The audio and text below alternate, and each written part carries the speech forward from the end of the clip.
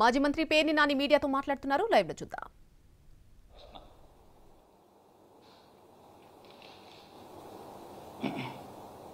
వీళ్ళు ఇవాళ ఇంత అసహ్యంగా అంటే ఆళ్ళోడు ఉంటేనేమో ఈ రకమైన రాతలు,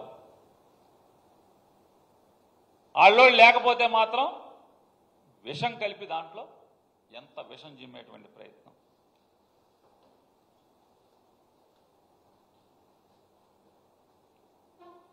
గతంలో ఒక్కడన్నా ఈ ఇద్దరిలో చంద్రబాబు నాయుడు విపరీతంగా విసలవిడిగా దోపిడీ చేశాడు. సిబిఐ కానీ ఈడీలు కానీ ఇన్కమ్ ట్యాక్స్ కానీ రైడ్ చేస్తే మొత్తం దొరికిపోతాడు కాబట్టి ఆ డబ్బుల్ని ఎక్కడొక్కడ దాచుకునే వరకు సిబిఐ రాకూడదని చెప్పని అన్న మాట వాస్తవం అయితే దాన్ని దాచిపెట్టి ఈ రకంగా మనోడు ఉంటే మనోడేరా ఇట్టా రాసి, మనోడు లేకపోతే మనోడు కాదురా అసలు మామూలు పొడిసేయి కుమ్మయి, ఇటువంటి తప్పుడు రాతలు, విషపు రాతలు. ఏంటి అసలు అవినాష్ రెడ్డి గారు ఏం చేశాడు?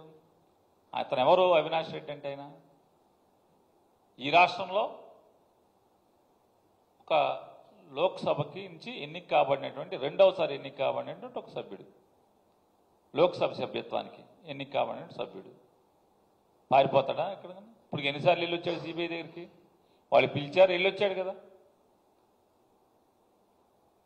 వాళ్ళ తల్లికి ఎంపీ అవినాష్ రెడ్డి గారి తల్లి గారికి గుండెకి సంబంధించినటువంటి వ్యాధి, హార్ట్ అటాక్ వస్తే ఆ హార్ట్ అటాక్ నుంచి కోలుకునేకి అప్పటి వరకు తన తండ్రి ఇప్పటికే అరెస్ట్ కాబడి జైల్లో ఉన్నాడు.